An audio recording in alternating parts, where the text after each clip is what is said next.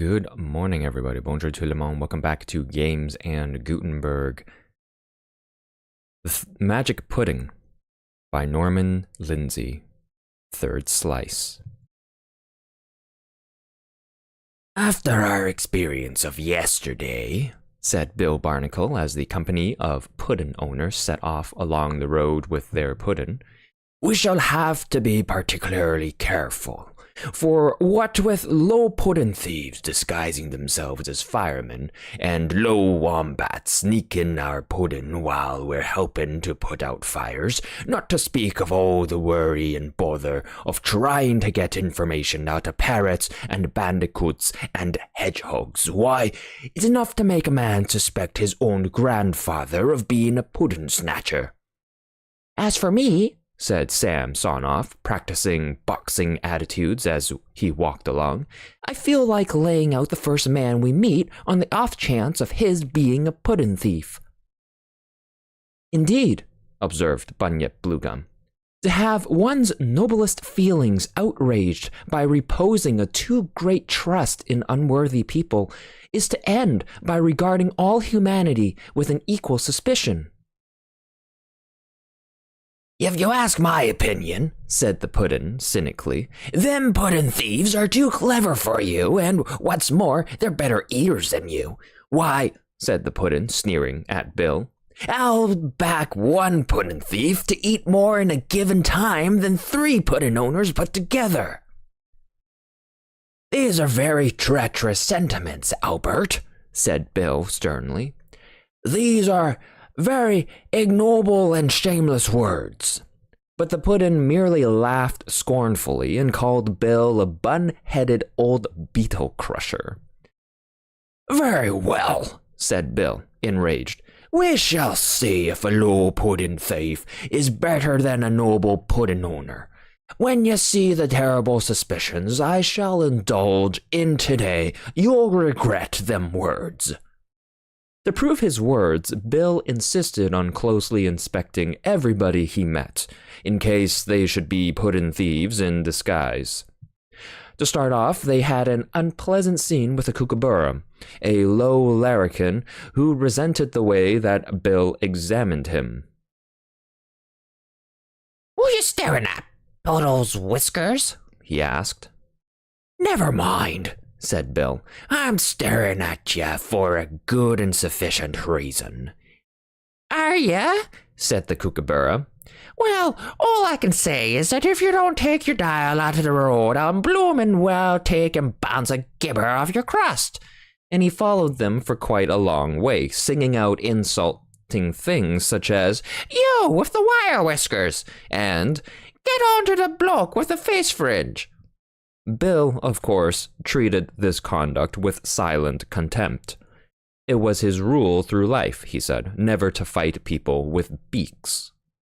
The next encounter they had was with a flying fox who, though not so vulgar and rude as a kookaburra, was equally enraged because, as Bill had suspicions that he was the possum disguised, he insisted on measuring him to see if he was the same length. Nice goings-on, indeed, said the flying fox, while Bill was measuring him. If a man can't go about his business without being measured by total strangers, a nice thing indeed to happen to Finglebury Flying Fox, the well-known and respected fruit stealer. However, he was found to be 6 inches too short, so they let him go. And he hurried off, saying, I shall have the law on you for this, measuring a man in public place without being licensed as a tailor. The third disturbance due to Bill's suspicions occurred while Bunyip Bluegum was in a grocer's shop. They had run out of tea and sugar, and happening to pass through the town of Bungledoo, took the opportunity of laying in a fresh supply. If Bunyip hadn't been in the shop, as was pointed out afterwards, the trouble wouldn't have occurred. The first he heard of it was a scream of, Help! Help! Murder is being done! And rushing out of the shop, what was his amazement to see no less a person than his Uncle Wattleberry, bounding and plunging about the road with Bill hanging on to his whiskers and Sam hanging on to one leg. "I've got him," shouted Bill. "Catch a hold of his other leg and give me a chance to get his whiskers off." "But why are you taking his whiskers off?" inquired Bunyip Bluegum. "Because they're stuck on with glue," shouted Bill. "I saw it at a glance. It's Watkin Wombat Esquire, disguised as a company promoter." "Dear me," said Bunyip hurriedly. "You're making a mistake. This is not a puddin' thief. This is an uncle." "A what?" exclaimed Bill, letting go of the whiskers. "An uncle," replied Bunyip Bluegum. "An uncle!" roared Uncle Wattleberry. "An uncle of the highest integrity! You have most disgracefully and unmercifully pulled an uncle's whiskers." "I can assure you," said Bill, "I pulled them under the delusion that you was a disguised wombat." "That is no excuse, sir," bellowed Uncle Wattleberry. "No one but an unmitigated ruffian would pull an uncle's whiskers." "Who but the basest scoundrel, double-eyed, would pluck an uncle's whiskers in their pride? What baseness, then, doth such a man disclose who'd raise a hand to pluck an uncle's nose?" If I've gone too far," said Bill, "I apologize. If I'd known you was an uncle, I wouldn't have done it." "Apologies are totally inadequate," shouted Uncle Wattleberry. "Nothing short of felling you to the earth with an umbrella could possibly atone for the outrage. You are a danger to the whisker-growing public. You have knocked my hat off, pulled my whiskers, and tried to remove my nose."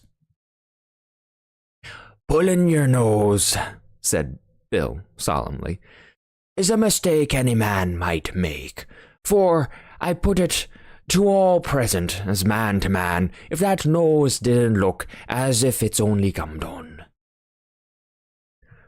All present were forced to admit that it was a mistake that any man might make. "Any man," as Sam remarked, "would think he was doing you a kindness by trying to pull it off." "Allow me to point out also, my dear uncle," said Bunyip Bluegum, "that your whiskers were responsible for this seeming outrage.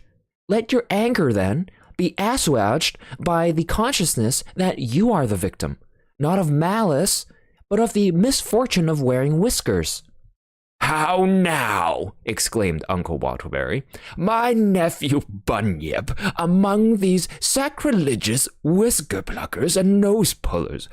My nephew, not only aiding and abetting these ruffians, but seeking to palliate their crimes. This is too much. My feelings are such that nothing but bounding and plunging can relieve them." And thereupon did Uncle Wattleberry proceed to bound and plunge with the greatest activity, shouting all the while, "You need not think I bound and plunge like this in festive mood. I bound that bounding may expunge the thought of insult rude.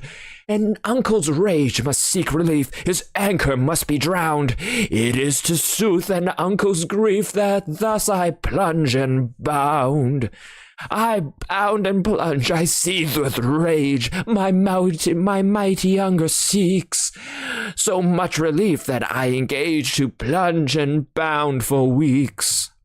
Seeing that there was no possibility of inducing Uncle Wattleberry to look at the affair in a reasonable light, they walked off and let him to continue his bounding and plunging for the amusement of the people of Bungledoo, who brought their chairs out on to the footpath in order to enjoy the sight at their ease. Bill's intention to regard everybody he met with suspicion was somewhat damped by this mistake, and he said there ought to be a law to prevent a man going about looking as if he was a disguised puddin' thief.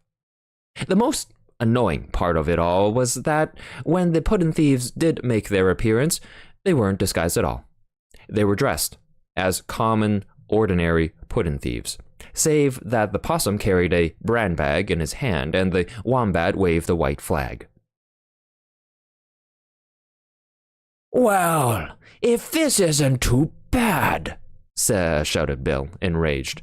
What do you mean coming along in this unexpected way without being disguised? No, no, sang out the possum. No disguises today. No fighting either, said the wombat. No disguises, no fighting, and no pudding stealing, said the possum. Nothing but the fairest and most honorable dealings.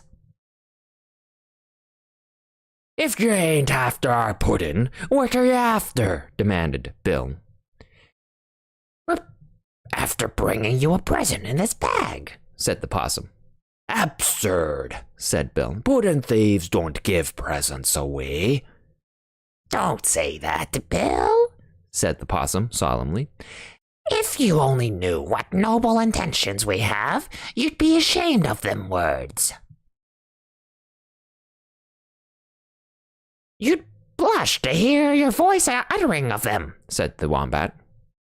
I can't make this out at all, said Bill, scratching his head. The idea of a pudding thief offering a man a present dumbfounds me, as the saying goes.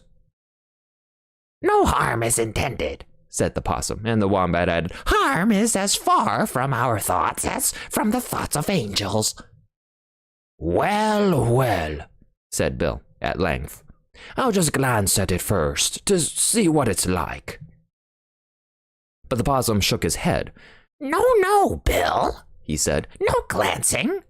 And the wombat added, to prove that no deception is intended, all heads must look in the bag together. What's to be done about this astounding predicament? Said Bill. If there's a present, of course we may as well have it. If there ain't a present, of course we shall simply have to punch their snots as usual. One must confess, said Bunyip Bluegum, to the prompting of a certain curiosity as to the nature of this present, and Sam added, anyway, there's no harm in having a look at it. No harm whatever, said the possum, and he held the bag open invitingly. The pudding owners hesitated a moment, but the temptation was too strong, and they all looked in together. It was a fatal act. The possum whipped the bag over their heads, the wombat whipped the rope around the bag, and there they were, helpless. The worst of it was that the pudding, being too short to look in, was left outside, and the pudding thieves grabbed him at once and ran off like winking. To add to the pudding owner's discomfiture, there was a considerable amount of bran in the bag. And, as Bill said afterwards, if there's anything worse than losing a valuable pudding, it's bran in the whiskers. They bounded and plunged about, but soon had to stop that on account of treading on each other's toes, especially Sam's, who endured agonies, having no boots on. What a frightful calamity, groaned Bill, giving way to despair. It's worse than being chased by natives on the Limpopo River, said Sam. It's worse than fighting Arabs single-handed, croaked Bill. It's almost as bad as being pecked on the head by eagles, said Sam, and in despair they sang in muffled tones, Oh, what a fearful fate it is! Oh, what a frightful, to have to walk about like this all tied up in a bag. Our noble confidence has sent us on this fearful jag. In noble confidence we bent to look inside this bag. Deprived of air in dark despair, upon our way we drag, condemned for evermore to wear this frightful, fearsome bag. Bunyip Bluegum reproved this faint-heartedness, saying, As our misfortunes are due to exhibiting too great a trust in scoundrels, so let us bear them with the greater fortitude. As in innocence we fell, so let our conduct in this hour of dire extremity be guided by the courageous endurance of men whose consciences are free from guilt. These fine words greatly stimulated the others, and they endured with fortitude, walking on Sam's feet for an hour and a half. when a sound of footsteps apprised them that a traveler was approaching. This traveler was a grave elderly dog named Benjamin Brandysnap, who was going to market with eggs. Seeing 3 people walking in a bag, he naturally supposed they were practicing for the sports, but on hearing their appeals for help, he very kindly undid the rope. "Preserver!" exclaimed Bill, grasping him by the hand. "Noble being," said Sam. "Guardian angel of oppressed puddin' owners," said Bunyip Bluegum. Benjamin was quite overcome by these expressions of esteem, and handed round eggs, which were eaten on the spot. "And now," said Bill, again shaking hands with their preserver, "I am about to ask you a most important question. Have you seen any puddin' thieves about this morning?" "Puddin' thieves?" said Benjamin. "Let me see. Now that you mention it, I remember seeing 2 puddin' thieves at 9:30 this morning. But they weren't stealing puddings. They were engaged stealing a bag out of my stable. I was busy at the time whistling to the carrots, or I'd have stopped them." "This is most important information," said Bill. "It proves this must be the very bag they stole. In what direction did the scoundrels go, friend, after stealing your bag?" "As I was engaged at the moment feeding the parsnips, I didn't happen to notice," said Benjamin. "But at this season, puddin' thieves generally go southeast, owing to the price of onions." "In that case," said Bill, "we shall take a course northwest, for it's my belief that having stolen our pudding, they'll make back to winter quarters." "We will pursue to the northwest with the utmost vigor," said Bunyip. "Swear never to give in till revenge has been inflicted, to our pudding restored to us," said Bill. "In order to exasperate our just anger," said Bunyip Bluegum, "let us sing as we go, the pudding owner's quest." "On a terrible quest we run northwest, in a terrible rage we run. With never a rest we run northwest till our terrible work is done. Without delay, away, away, in a terrible rage we run all day." "By our terrible zest, you've doubtless guessed that vengeance is our work, for we seek the nest with terrible zest where the puddin' snatchers lurk. With rage and gloom, with fret and fume, we seek our puddin' snatchers' doom."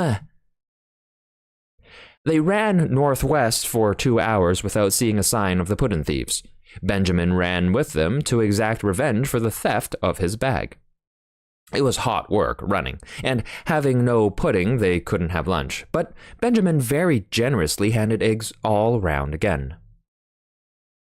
"Eggs is all very well," said Bill, eating them in despair, "but they don't come up to pudding as a regular diet, and all I can say is that if that pudding ain't restored soon, I shall go mad with grief." "I shall go mad with rage," said Sam, and they both sang loudly, "Go mad with grief or mad with rage, it doesn't matter whether. Our pudding's left this earthly stage, so in despair we must engage to both go mad together." "I have a suggestion to make," said Bunyip Bluegum, "which will at once restore your wonted good humor. Observe me." He looked about till he found a piece of board and wrote this notice on it with his fountain pen: "A grand procession of the Amalgamated Society of Puddings will pass here at 2:30 today." This he hung on a tree. "Now," said he, "all that remains to be done is to hide behind this bush. The news of the procession will spread like wildfire through the district, and the puddin' thieves, unable to resist such a spectacle, will come hurrying to view the procession. The rest will be simply a matter of springing out on them like lions." "Superbly reasoned," said Bill, grasping Bunyip by the hand. They all hid behind the bush, and a crow, who happened to be passing, read the sign and flew off at once to spread the news through the district.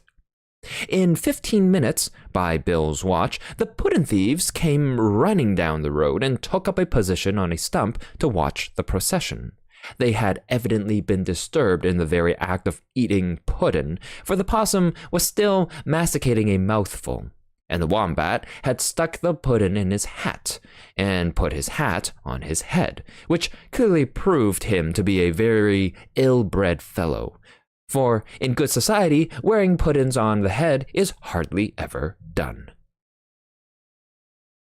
Bill and Sam, who were like bloodhounds straining at the leash, sprang out and confronted the scoundrels, while Bunyip and Ben got behind in order to cut off their retreat.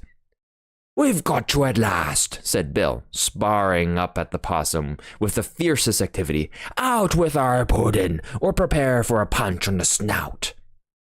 The possum turned pale, and the wombat hastily got behind him. "Pudding," said the possum, acting amazement. "What strange request is this?" "What means this strange request?" asked the wombat. "No bang foodlin," said Bill sternly. "Produce the pudding or prepare for death." "Before bringing accusations," said the possum, "prove where the pudding is." It's under that feller's hat," roared Bill, pointing at the wombat. "Prove it," said the wombat. "You can't wear hats that high without there's pudding under them," said Bill. "That's not puddings," said the possum. "That's ventilation. He wears his hat like that to keep his brain cool." "Very well," said Bill. "I call on Ben Brandysnap as an independent witness whose bag has been stolen to prove what's under that hat." Ben put on his spectacles in order to study the wombat carefully, and gravely pronounced this judgment. "When you see a hat stuck up like that, you remark with some surprise, 'Has he been to a shop and bought for his top a hat of the largest size?' Or else you say, as you note the way he wears it like a wreath, 'It cannot be fat that bulges his hat, he's got something underneath.' But whether or not it's a pudding he's got can only be settled by lifting his pot, or by taking a stick, a stone, or a brick, and hitting him hard on the head with it quick. If he yells, you hit it fat. If he doesn't, well, that will prove it's a pudding that's under his hat."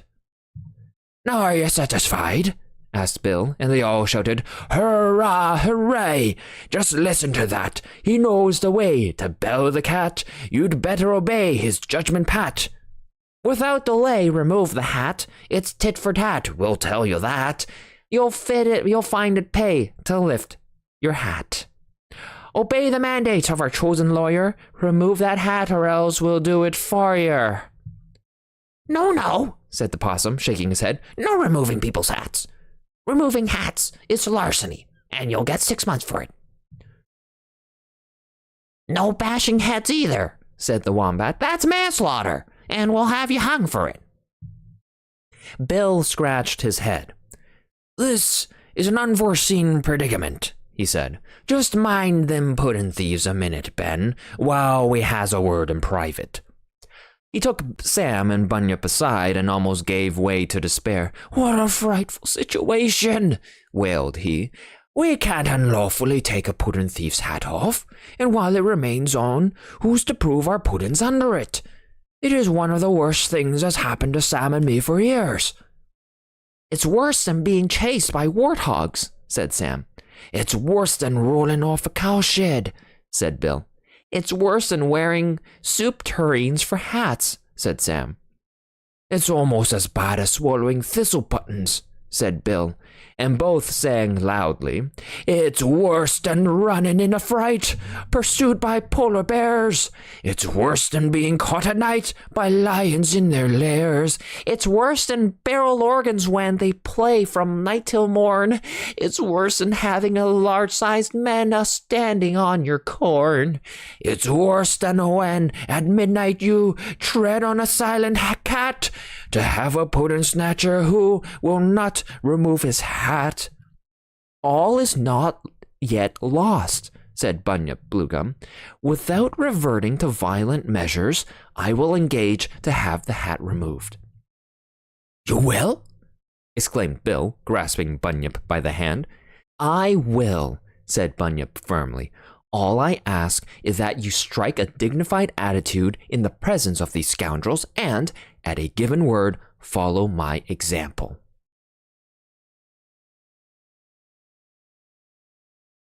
They all struck a dignified attitude in front of the pudding thieves, and Bunyip Bluegum, raising his hat, struck up the national anthem, the others joining in with superb effect. "Hats off in honor to our king," shouted Bill, and off came all the hats. The pudding thieves, of course, were helpless.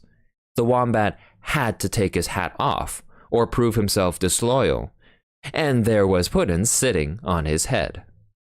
"Now who's a liar?" shouted Bill, hitting the possum and swinging blow on the snout, while Sam gave the wombat one of his famous overarm flip-flaps that knocked all the wind out of him. The wombat tried to escape punishment by shouting, "Never strike a man with a pudding on his head!" But now that their guilt was proved, Bill and Sam were utterly remorseless and gave the pudding thieves such a trouncing that their shrieks pierced the firmament. Now, when this had been done, all hands gave them an extra thumping in the interest of common morality.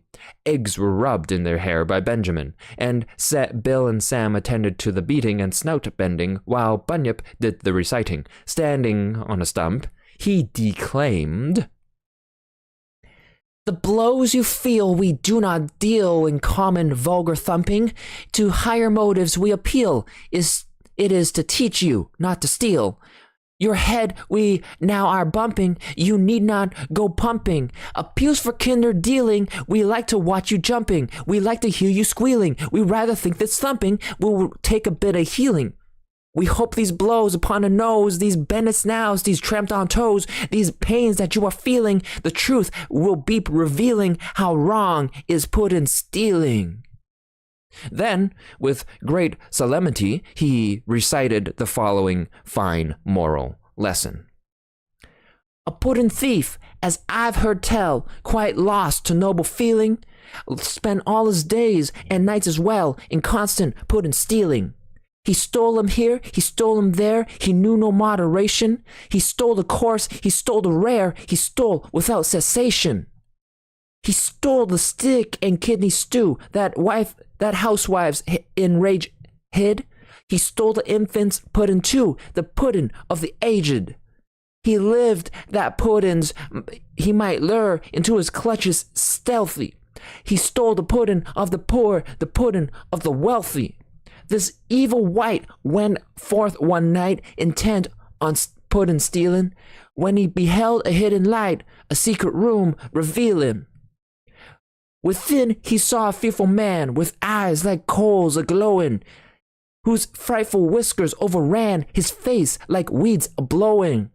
And there this fearful, frightful man, a sight to set you quaking, with pot and pan and curse and ban, began a puddin' making.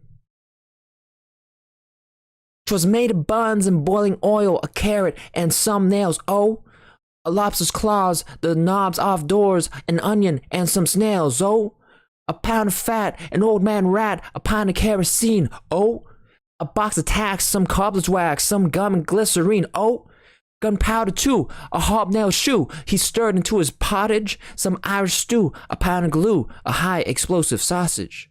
The deed was done, that frightful one, with glare of vulture famished, blew out the light and in the night gave several howls and vanished. Our thieving lout, ensconed without, came through the window slinking. He grabbed the pot and on the spot began to eat like winking. He ate the lot, this guzzled sot, such appetite amazes, until those high explosives wrought within his tongue a loud report and blew him all to blazes. For him who steals ill-gotten meals, our moral is a good un. We hope he feels that it reveals the danger he is stood in, who steals a high explosive bomb, mistaking it for pudding. The pudding thieves wept loudly while this severe rebuke was being administered, and promised with sobs to amend their evil courses, and in the future to abstain from unlawful pudding snatching. "Your words," said the possum, "has pierced our brains with horror and remorse." And the wombat added, "From this time onwards, our thoughts will be as far removed from pudding as is the thought of angels." "We have heard that before," said Bunyip Bluegum, "but let us hope that this time your repentance is sincere. Let us hope that the tenderness of your snouts will be, if I may be permitted a flight of poetic fancy, a guiding star to lure your steps along the path of virtue. For he who finds his evil courses ended by having of his snout severely bended, along that path of virtue may be sent, where virtuous snouts are seldom ever bent." With that, the pudding thieves went over the hill. The sun went down, and evening arrived, punctual to the minute. "Ah," said Bill, "it is a fortunate thing that evenings come along at this time, for if it hadn't, we couldn't have waited dinner any longer. But before preparing for a night of gaiety, dance, and song, I have a proposal to put before my feller pudding owners. I propose to invite our friend Ben here to join us round the campfire. He has proved himself a very decent feller, free from his eggs, and as full of revenge against pudding thieves as ourselves." "Hospitably spoken," said Bunyip Bluegum, and the pudding owners sang. "Come join us, we entreat. Come join us, we implore. In friendship's name our guest we claim, and friendship's name is law. We've put in here a treat, we've put in here galore. Do not decline to stay and dine, our pudding you'll adore. Our pudding, we repeat, you really cannot beat. And here are we, its owners three, who graciously entreat you'll be at our request the pudding owner's guest." "For these sentiments of esteem, admiration, and respect," said Ben, "I thank you. As one market gardener to 3 pudding owners, I may say I wouldn't wish to eat the pudding of 3 finer fellers than yourselves." With this cordial understanding, they set about preparing the campfire, and the heartiest expressions of friendship were indulged in while the pudding was being passed round. As Bunyip aptly remarked, "All fortune's buffets, he can surely pardon her, who claims as guest our courteous market gardener." To which Benjamin handsomely replied, "Still happier he who meets 3 pudding owners, whose pudding is the equal of its donors." And indeed, a very pleasant evening they had round the campfire. Thank you for joining Games in Gutenberg for Chapter 3 of The Magic Pudding by Norman